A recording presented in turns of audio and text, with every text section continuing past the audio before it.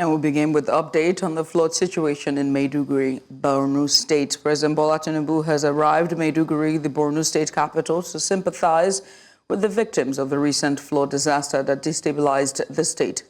News Central's Umaru Kirawa reports that the president will be meeting with officials and victims of the flood disaster that claimed numerous lives and caused extensive damage to homes, infrastructure, and vital resources amounting to billions of naira in losses. Borno State Governor Professor Babagana Zulum, along some other officials, were at the Nigerian Air Force Base, Maiduguri, to welcome the president and proceed to Government College, Maiduguri, where some of the victims of the flood are taking refuge. And now to update on the latest on the lifting of petrol from the Dangote Refinery in Lagos. To tackle the current fuel crisis in the country, the Dangote Oil Refinery rolled out its first batch of petrol into the Nigerian market. The Nigerian National Petroleum Company Limited made the first purchase from the refinery. News Central's Judith shares more in this report. The Dangote Oil Refinery, built to produce 650,000 barrels of petrol per day, commenced sale of the product on the 15th of September.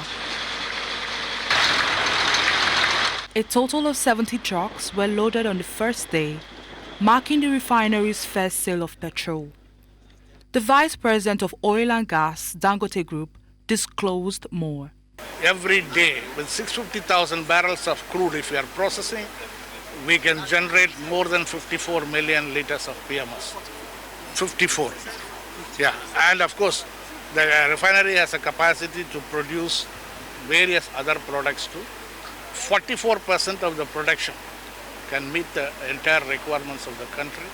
56% of the production has to be exported. So it's a huge refinery.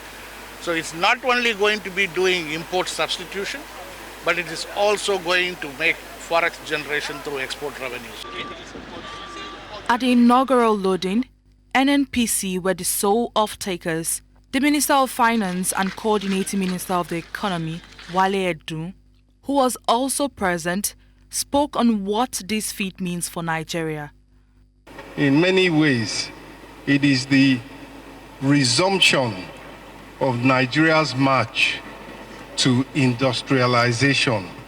Today, we have taken an important step, a key step, towards energy self-sufficiency in Nigeria.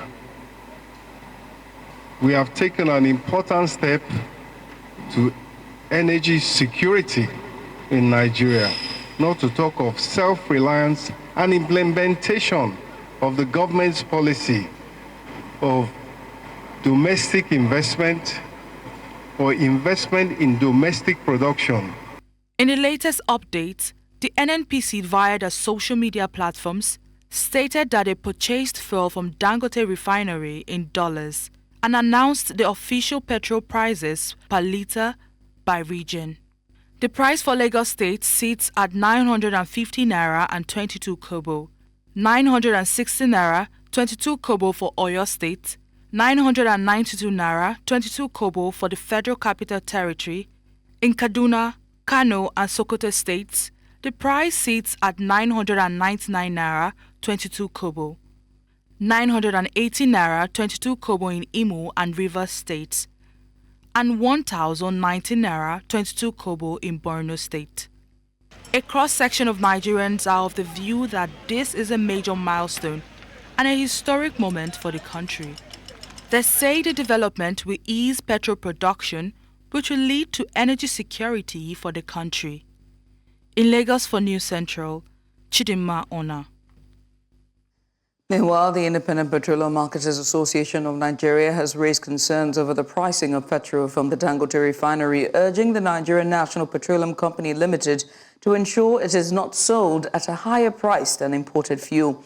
IPMAN argues that such a disparity could be counterproductive to the nation's drive for energy self-sufficiency and could negatively impact consumers and marketers alike.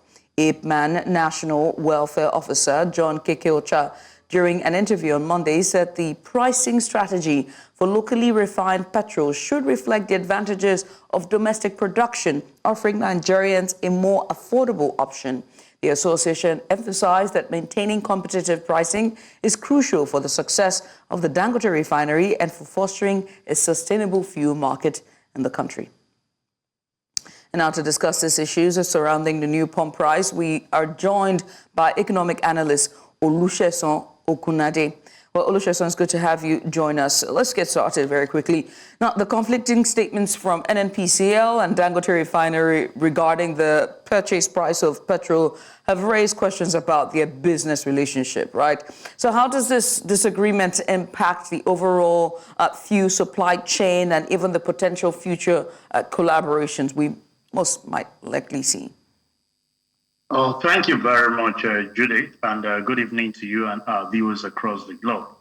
If you look at this, a lot of us have commended the bold step taken by Dangote, who is the chairman of Dangote Refinery, on the bold step to actually do what was pretty difficult on the part of the government for over 30 years, and also resuscitating our own refinery that we have locally. But what we are having currently actually seems so conflicting and confusing to a lot of us. But to me, I think the path of both NNPCL and the Dangote Refinery, there should be a need for them, synchronizing their information before coming to the populace on some of these issues. First and foremost, I think the federal government were a bit smart about the way to position things. It's like when you're walking to the answer. We've all heard, and I think IPMAN, that is condemning this high price from Dangote, also collaborated that the price at which their government was selling this before now was below the landing cost. And I heard the Minister of State for Oil coming to say that the landing cost of a PMX as at then was about 1,112 naira per liter, and that was what led to increasing from 568 to about 865 that we say in a couple of weeks ago, before we had the new pump price with the issue of Dangote. So you see, I feel that the problem we are faced with is the people at the end of managing this information are really not giving we, the populace, the right information to act with. If IPMA is condemning the increase of 950 as high being produced, and they are saying that the landing price is about 1,200 naira, I think there seems to be a conflicting word from them. That's my perspective, because I follow this, I monitor this critically. So if they are telling us that it's about 1,200 to land, and Dangote is selling at 890 something naira, which NNPC is putting the margin to sell at 950 for those that are close by, and over 1,000 for those in the northern region. I think we just come out to say from the little information, they are selling below what the landing cost looks like. And it's part of what we've been saying, that when you are putting information together, you have to synchronize it in such a way that when you are reporting tomorrow, you will not be counter-reporting what you have actually said. By my own information that I have in the public domain, I think 950 is lower than 1,200 claimed by IPMAN.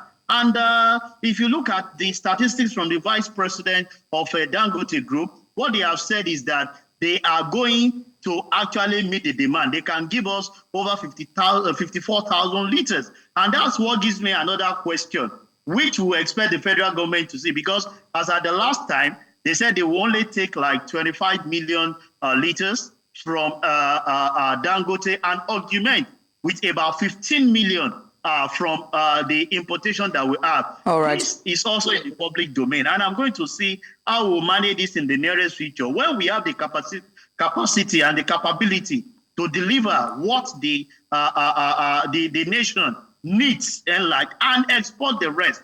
All right. Don't forget, Dangote is on its own clamoring that even the diesel that was reduced, only 3% of that is actually being purchased from him.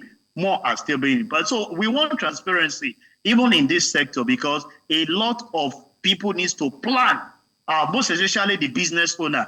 Like, look at it, just from last week till now, you have an increase again. Olusegun, In the next 1 month to go. Olusegun, I'm so glad you're bringing up the business owners, because then this takes me to my final question for you. With the new petrol prices that reflect a significant increase, and this is just weeks ago from another former price increment, what are the expected economic implications for consumers, for businesses, and even the overall economy? Very quickly, because we're pressed for time. Yeah, it's quite simple. We expect that the cost of things will definitely go up because logistics plays a vital role in the business realm. People need to actually move their vehicles to their offices. And also, when you look at the other aspect, which is the power, people still need this PMX and the AGO to power their offices in order to make sure that things run. So definitely expect that there will be cost increase in cost of production, which automatically will be transferred to the consumers that will be consuming some of these things. And that's why we are of the opinion that the government just needs to work around providing alternative to some of these things to ease the process of transportation for both workers and those that will be transporting their goods and services for the end user with the CNG and the alternative EV vehicles that we're already talking about. And I think with that, it will be more competitive. Not only relying on the vehicles with PMX or AGO, but alternative one with the issue of gas and electronic vehicle. So that can reduce the cost of operation, because there is no how you have to say it. If your cost of operation is high, you definitely transfer that even to the consumers, and they bear the cost of everything that is actually happening. All right. Well, many thanks for doing this with us. We appreciate you for coming on. Olusegun here is the economic analyst, and he joined us to discuss more on the pricing, the new pump price. Once again, many thanks. Thank you very much, Judith, for having me, and have a lovely evening. You too. Now we'll switch gears away from NNPCL to Kaduna State, where Kampam community, the community whose livelihoods and health were affected by a chemical released by the Kaduna Refinery and Petrochemical Company, said they are yet to be compensated. The released chemical destroyed most farmlands, which is the main livelihoods in the community. The community leaders told News Central that livestock were lost, with some community members contacting unknown ailments and are not giving proper medication attention. Our correspondent Emmanuel Bagudu, who is in Kaduna, spoke with some of the victims. I was affected really badly. When this thing happens to me, I was weak, choke, and all of my body as if they poured pepper on us. While they took us to hospital, let me surprise you what the doctor told us. That it was high blood pressure. Some of us, it was malaria and typhoid. Some of them, that is ulcer that is affecting us while we are feeling it in our body. Some of us, stomach ache, vomiting, and all sort of things. So, but you think it's not like that? It's not like that. It is the chemical? It is the chemical. We were not feeling like that before the thing happened. But the very day that this chemical was sprayed, many of us, children... So who took care of your medical bills? Who paid? The refinery. They paid for it. What they gave us is not what they're supposed to give us. You're watching news now on News Central TV. Time for a break. When we return, FCT Minister Nwike's loyalists now move against Rivers Governor Fubara. Second-term bid. That's what is happening. Details of this shortly.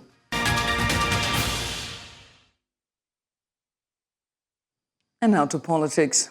The Edo governorship election is heating up with allegations of rigging plots and voter intimidation. The ruling People's Democratic Party, PDP, has accused the opposition, All Progressives Congress, APC, of planning to rig the election in polling units near Senator Adams Oshomole's hometown. The State Commissioner for Communication and Orientation, Chris Neyekari, stated this during a press conference in Benin City, the Edo state capital, on Sunday, claiming that the same scenario played out in the last election in 2020. The PDP claims that APC agents are producing masks, police uniforms to disguise thugs and disrupt voting processes. The APC denies these allegations, calling them horrific hallucination, and accusing the PDP of trying to distract from their own shortcomings. With the election just days away, tensions are running high in Edo State. And now to discuss this, we're joined by political analyst Ibrahim Momo. Ibrahim, thank you so much for joining us today. Let's get started because we're pressed for time. I mean, election rigging, right? We have seen this common method of election rigging observed in previous general elections. Now, how might this apply to the Edo State governorship election? And do you think there's any truth to this claim by the ruling party? Thank you for having me. Yes, going by past elections, there's every cause for concern. Not just by those who have raised the alarm of attempted rigging, but by the broad spectrum of political parties. It appears that elections in the third world, Nigeria inclusive, it's usually about who rigs more rather than who is able to turn out the vote. Because essentially, the electorates are a bit docile. In Nigeria's 2023 general elections, we saw that out of over 90 million registered voters, only 28 million voters came out. In the last gubernatorial election in Edo, of the over 2.5 million registered voters, total vote cast was just over 500,000. That is about 531,000 votes of the over 2.5. So that leaves a lot of room. That voter party kind of leaves much room for election riggers and manipulations of the process. So it's a real challenge. Though sometimes it's not just about those who are raising the alarm, because the broad spectrum of political parties, particularly the major parties, are guilty of acts of rigging. That's why virtually every election that takes place in Nigeria always ends up in the court, because usually what is funny for me is the fact that those who are perpetrators of these rigging exercises are the ones who raise the alarm and they point accusing figures first at the election management body, INEC, and subsequently at the courts, trying to hoodwink or plagiarize the courts to rule in their favor. So that for me, I think it's a genuine fear. Right. The rigging of elections. Now, with the APC and the PDP, one already is a ruling party of the nation, while the other is a ruling party for the state. How might these two parties be leveraging their resources to influence the outcome of the Edo governorship election? Well, before I talk about it, let me just say that the evidence before us do not tend to suggest that there is a defining advantage for any party that is at the center. When the former governor of Edo, Adams Ali Oshomole, won his election, contested and eventually won his second term in office, that was in 2012. The PDP was the ruling party, while the ACN was the party on which Adams Oshomole ran for a second term. Well, Adams Oshomole won the election. Even the incumbent governor, Godwin Nowerase Obaseki, he contested in 2020 under the platform of the PDP. Whereas at the center, you had the APC's Muhammadu Buhari as president. That did not influence. He still went on to win. So the evidence before us does not tend to suggest that there's a defining advantage that the disparity in the parties at the center and the state confer on any party, particularly those who can leverage the power at the center. Right. That said, both parties have historically advantages. They have resources and leverage, what they can leverage on, to try to win the election. The first thing is that both parties are on ground, as we say in politics. Both parties tend to have presence in over 4,509 polling units in the state. They have in all the wards, all the local government. They have presence. They are on ground, so to say.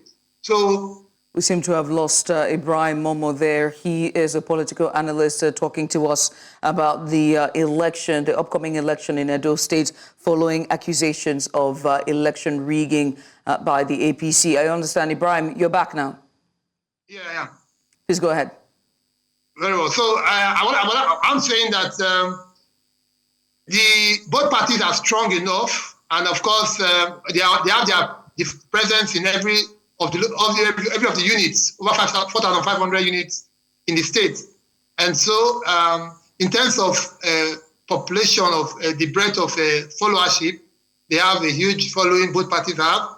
And then, of course, you know that there has been this allegation between the back and forth between the state governor and functionaries of the federal government, right, on the issue of the fact that the federal government might deploy its resources, to sway the results in favor of the ruling party. Towing that line, I'm going to piggyback off your last statement then and ask my final question. How does all of this play in the public perception of electoral, fairness, and how it would influence political stability and most especially voter turnout come September 21st? Very quickly, because we're out of time. Very well. Quickly, to say that the fierce rhetoric you are seeing among the key players across parties is meant to scare voters, because it's only when voters don't come out to vote that's when rigging, essentially takes place. So it is not out of place. It is not it's not a thing of mistake that we are hearing this kind of very strong armed tactics or rhetorics. It's because the parties, perhaps those who are raising these alarms, have interest, in rigging elections. Ordinarily, what you expect is that it should be getting out the votes, unit by unit. But what you are saying is that there are allegations of rigging, maybe to cover up for planned action, or indeed there is a genuine fear, of rigging. Once again, Ibrahim, many thanks for doing this with us. We thank you so much for coming on, and solid analysis as always. Thank you. Thank you for having me. Ahead of the 2027 general elections, leaders from Ogoni and Oyigbo zones in Rivers State gathered at the Ogoni Oyigbo People's Assembly in Nawa Tai local government area to demand a replacement for Governor Siminalayi Fubara ahead of the 2027 general elections.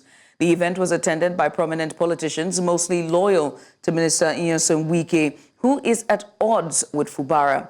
Among the attendees were personalities such as Senator Barinada Mpingi. There was also Senator Magnus Abe. There was Ambassador Desmond Akawa, as well as Chief Victor Giadam.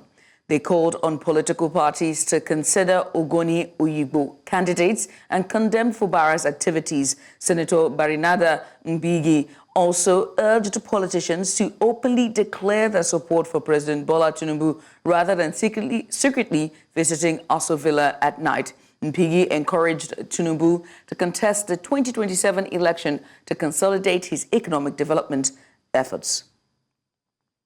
And now to northern Nigeria, where the Zamfara state government says that its shoot-at-sight directive on illegal mining is still illegal mining in the state is still in place.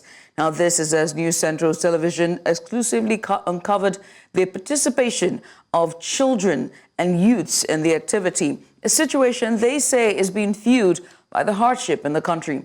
News Central's Emmanuel Bagudu reports. This journey, regarded as a dangerous expedition through terrains notorious for bandit operations, led to one of the numerous gold mining sites in Zamfara state. With underage children seen visibly engaged in mining operations at the site, some will attribute this to child slavery, a condition that is frowned at even at the highest levels of government.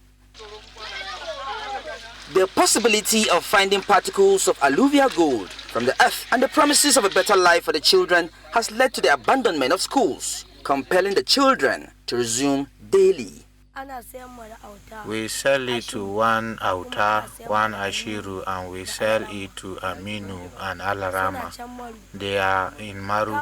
See one of the dealers down there sitting.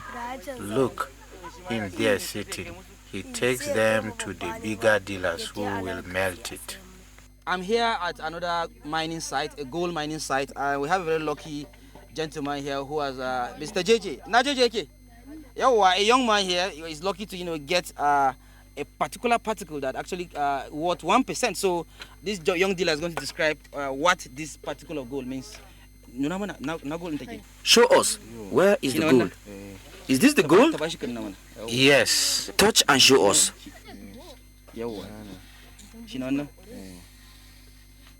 So, how much is this worth?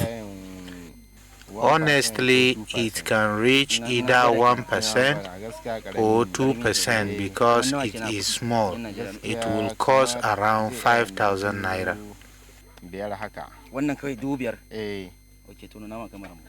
Despite activities at the mining site, the state government continues to insist that illegal mining in the state is banned, promising to clamp down on violators irrespective of their excuses.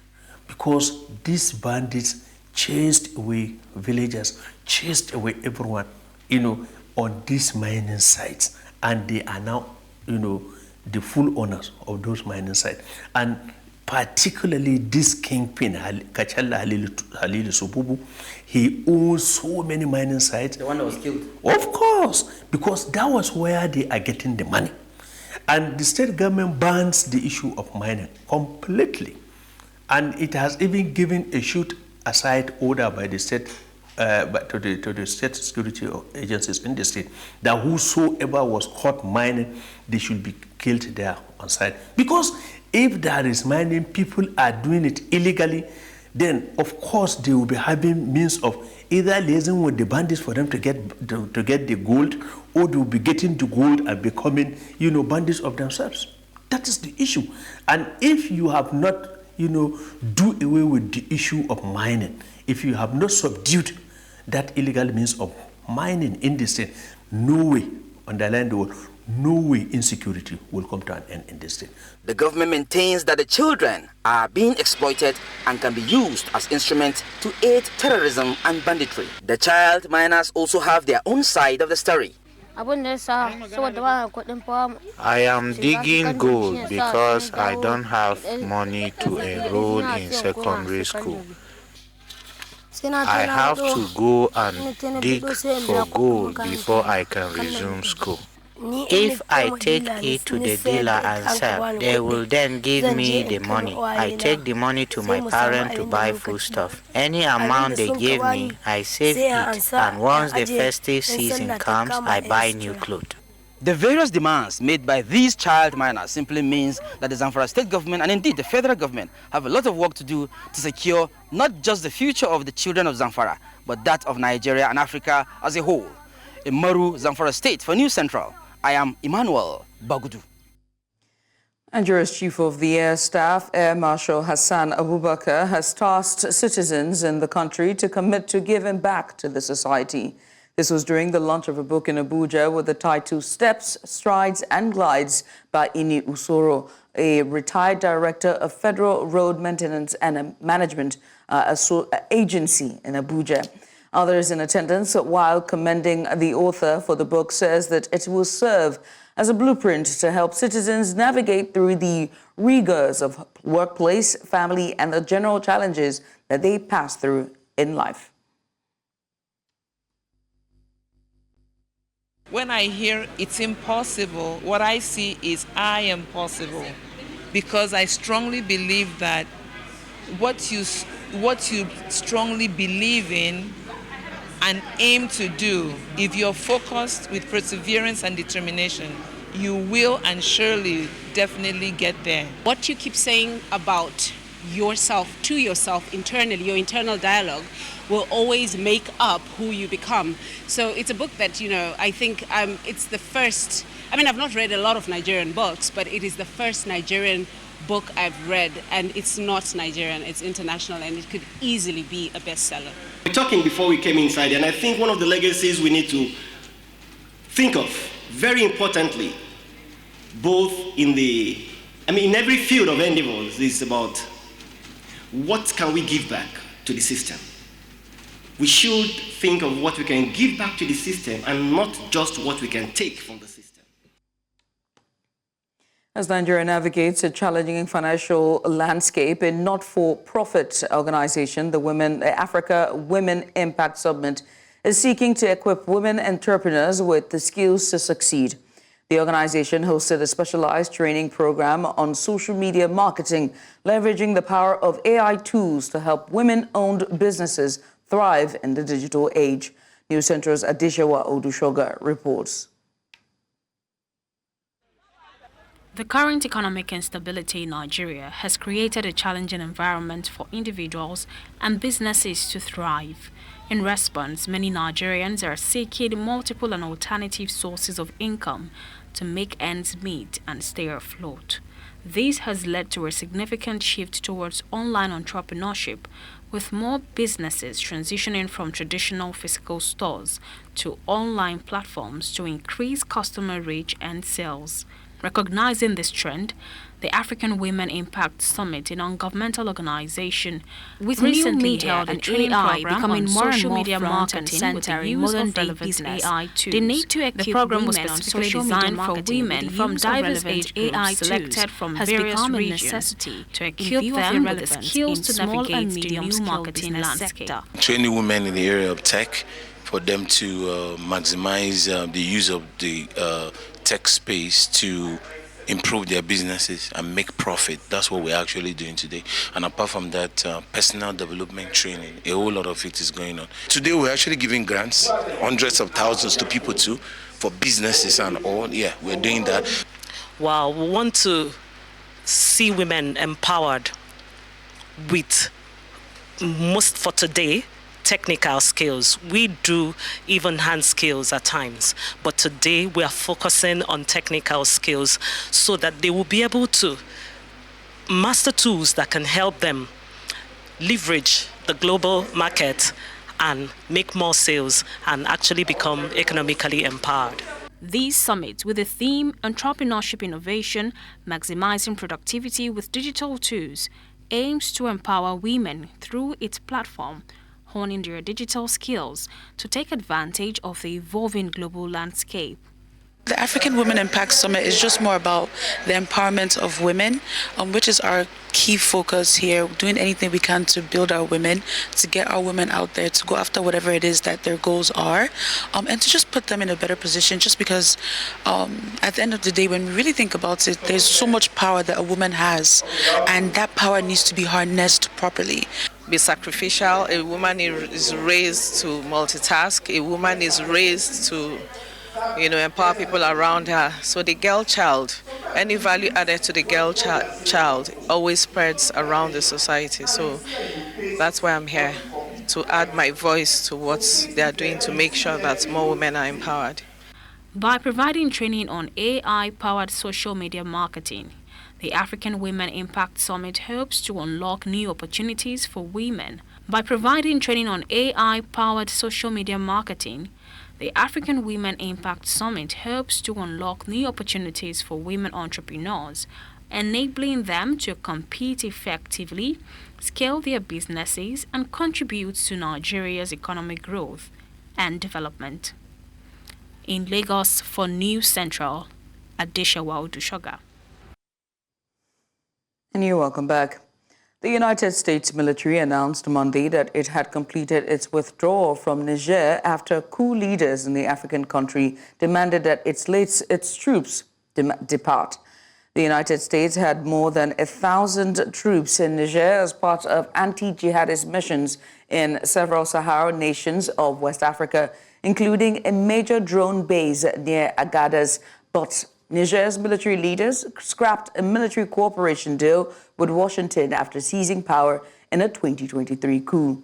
The U.S. Africa Command, AFRICOM, announced that the withdrawal of U.S. forces and assets from Niger is complete in a statement.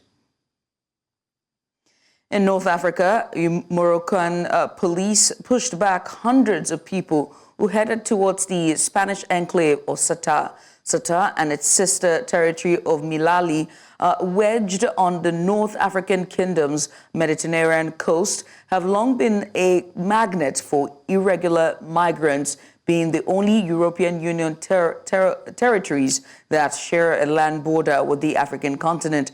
Hundreds of people, including Moroccans and migrants from other parts of Africa, as well as some minors, headed towards the village of Nidat, which abuts Sata, before being sent back by Moroccan police. Local media reported another mass crossing attempt earlier on Sunday, similarly foiled by Moroccan police. Security forces increased their deployment around Nidak over the weekend, following calls on social media to attempt the crossing into Sata. African financial experts and senior officials representing leading airlines are from around Africa are meeting at a two-day summit in Sandton, Johannesburg, to address the pressing issues affecting the sector and, more importantly, recommend practical solutions to help solve them. The summit will also see delegates as speakers from African aviation, global business and support industries.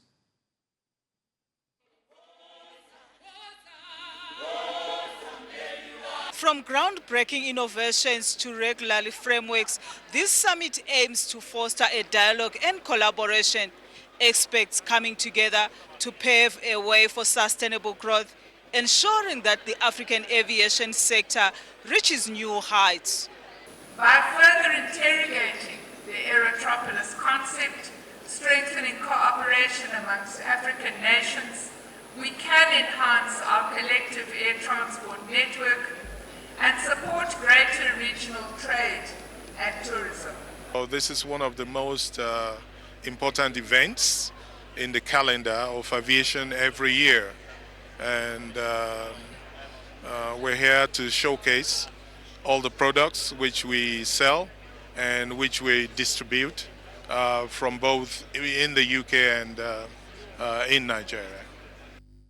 Exhibitors and delegates dive into critical issues such as the impact of infrastructure development and the vital need to ease traveling for customers. Yeah, I think the processes going through airports still need some attention, and then of course navigational aids supporting airplanes flying through African countries. But it's not just about solving problems. This summit is a fertile ground for unlocking business opportunities, sharing best practices, and forming strategic partnership that can elevate the industry to unprecedented levels. If you don't come to this kind of forum, it is possible that many operators may not know you exist. But if you come, then you will get to meet other operators who may be interested in your business. Nigeria is among the countries that have issues to address in the aviation sector. However, those in the industry say Nigeria is an essential contributor to the aviation industry. We are very happy with our business from Nigeria and into Nigeria. We are also extremely proud of the trust, the confidence that the Nigerian public gives us. We're looking forward for very exciting developments concerning our flights not only to Lagos but also to Abuja, and also the points in the future. With a focus on technological advancement, sustainability and investment opportunities, aviation supports economic growth and connects diverse cultures. Gatherings like this play a pivotal point in African aviation, sharing experiences and insights that will empower, innovate, and adapt, ensuring the skies are safe and efficient for all. In Sandton, Johannesburg, for News Central, Bongani Siziba.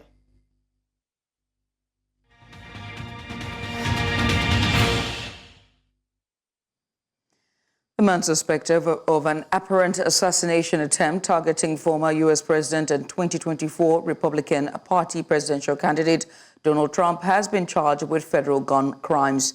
The suspect, identified as Ryan Roth, faces charges of possessing a firearm despite being a convicted felon and possessing a firearm with an obliterated serial number. Additionally, and more serious charges are possible as the investigation into the incident continues. U.S. President Joe Biden says the Secret Service needs more personnel to perform its duties after a second apparent assassination attempt against Republican election candidate Donald Trump. While referring to Trump, Biden added that, "Thank God the president's okay." That's a quote directly from him following Sunday's incident at the former president's golf course in Florida. Thank God the president's okay. I think we got a full report so far. We're down there tonight. But one thing I want to make clear, the service needs more help. And I think the Congress should respond to their needs if they in fact need more services. So that's what we're going to be talking about. I think we need some more personnel. I think they may be deciding whether they need more personnel or not.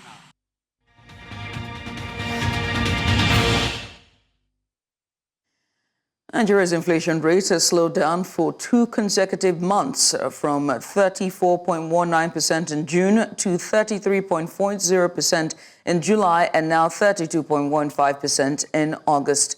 According to the Consumer Price Index report released by the National Bureau of Statistics, NBS, on Monday, the headline inflation rate eased to 32.15% in August 2024, while food inflation stood at 37.52% in the same month.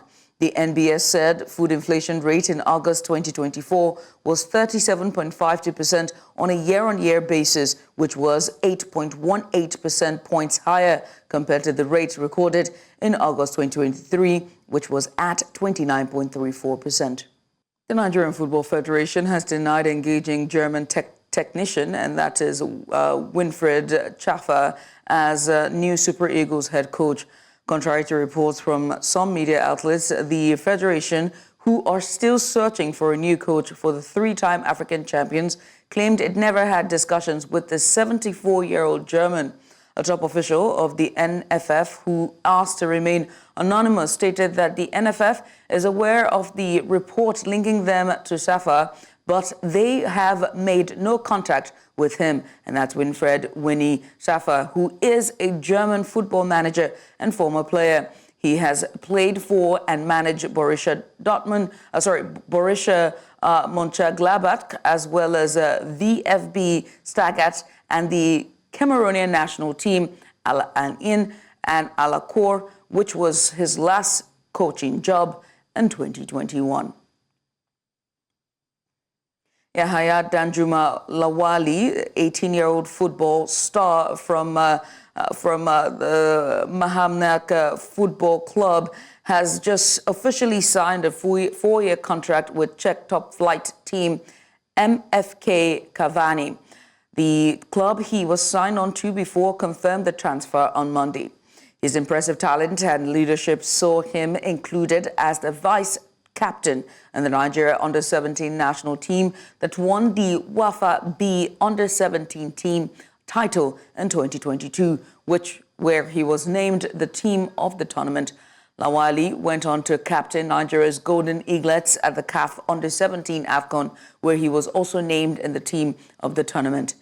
Now, the club expressed their excitement for Lawali's future, wishing him success in the next chapter of his football journey. And for more football news here, Nigeria Under-20 women's national team, the Falconets, arrived at the Nnamdi Azikiwe Airport, Abuja, on Sunday night after they were knocked out of the ongoing 2024 FIFA Under-20 Women's World Cup in Colombia. The 2010 and 2014 finalists lost 2-1 to Japan in the round of 16, with goals from Japanese forward Matsunaga and Haji Kata scored in the 33rd and 65th minutes, doing enough damage before Olushola Shobowale's 91st minute header halved the deficit for Nigeria. Meanwhile, as the competition progresses, Netherlands will face Japan in the semi-finals, while the USA would trade tackles with North Korea. Former Aston Villa striker Gary Shaw has died aged 63 from injuries sustained in a fall. Shaw helped Villa win the 1981 league title and the European Cup in 1982 after coming through the youth ranks at his boyhood club, and went on to score 79 goals in 213 games for Villa. Shaw was named the Professional Footballers Association Young Player of the Year in 1981 and European Young Player of the Year in 1982. The former England Under-21 striker, who worked as a statistical analyst after retiring. Strong ties there. But that's all at this hour. But before we go, let's take another look at some of the major stories. President Tinubu has visited flood-hit Maiduguri, sympathized with victims. Independent Petroleum Marketers Association of Nigeria has raised concerns over pricing of petrol from the Dangote Refinery. And we also told you that Morocco has stopped would-be migrants trying to reach Spanish enclave. Now remember that you can send us your eyewitness report to the WhatsApp number now showing on the screen. And while you're at it, make sure to follow us on social media. We're at News Central TV. Remember that you can watch News Central live on DSTV channel 422 or Star Times channel 274 or Avo TV, or just stream us live on YouTube. And thanks for watching. I am Judith at TV.